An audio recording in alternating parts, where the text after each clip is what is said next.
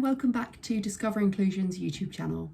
In this video we are going to be talking about road safety and learning to cross the road with our SEND children.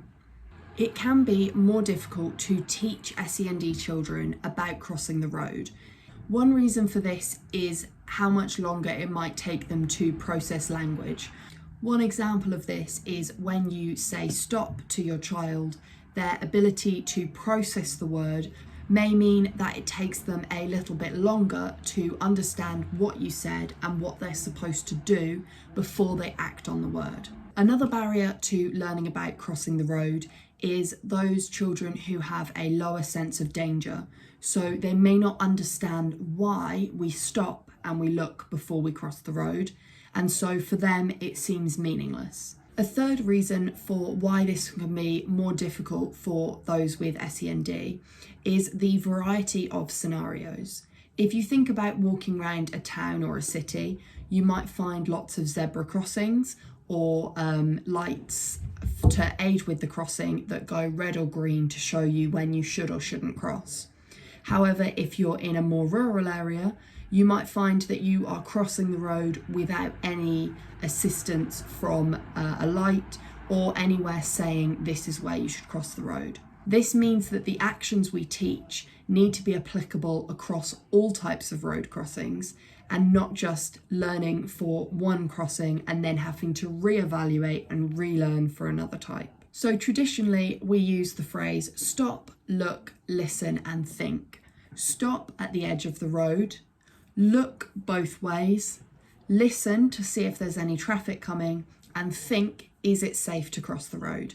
Whilst these are really accessible for most neurotypical children, this can become a little more complex when we're talking about neurodivergent and those with cognitive disabilities. We can adapt the phrase in a couple of different ways.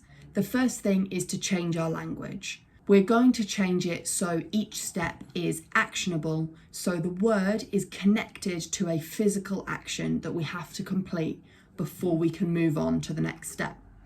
The first one is stop. We're going to stop and we're going to stamp our feet.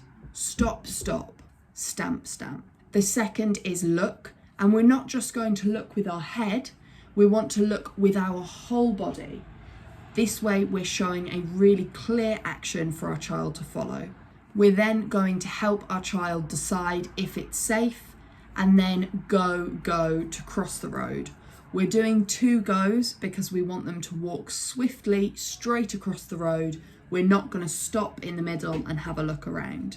We can also support these and give a visual reminder through colours or images. For example, red for stop, blue for look, and green for go. The one word that we haven't been able to create a clear action for is think. And this is what we're going to support with other materials to go alongside our learning to cross the road.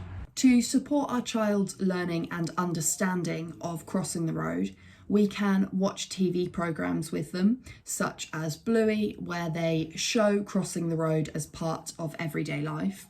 We can also watch episodes of TV programmes specifically tailored to teaching children how to cross the road. The second way we can support our child's learning and understanding in the safety around crossing roads is through storybooks. I'll put a couple up here for you to have a look at and link them down below. The third thing we can do is create interactive activities that we can do in the safety of our home, talking about and experimenting with the idea of crossing the road. One example of this might be getting a series of images that show a person walking on the pavement, a person stood at the edge of the road, a person crossing the road, and someone after they've crossed the road. You could then cut these images separately and mix them up into a different order, and then work with your child to put them into the correct order. You could do the same with adding the images for stop, look, and go.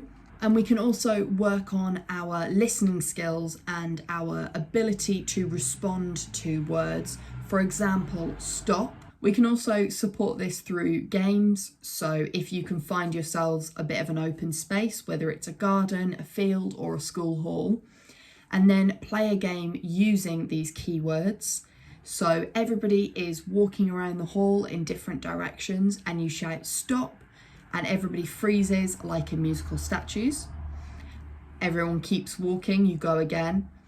Everyone look, and everyone needs to look both ways and then they can carry on walking.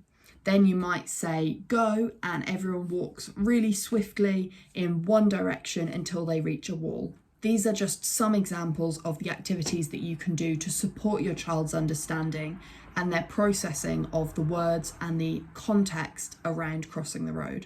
The most important thing when we are teaching our children to cross the road is staying consistent. We need to be doing the same phrase every single time we cross, whether we're in a rush, whether there's lights, whether we're on a side road with no cars. Every time we reach the edge of the pavement, we want to be doing our phrases of stop, stop, look, look, go, go. The repetition and the consistency supports our children to understand what we're doing and why we're doing it. And over time, they can begin to do it for themselves without the reminders of you telling them what to do at each stage. I hope this video has been useful. If it has, please do drop a like underneath and subscribe if you are interested in more videos like this. Thank you for watching.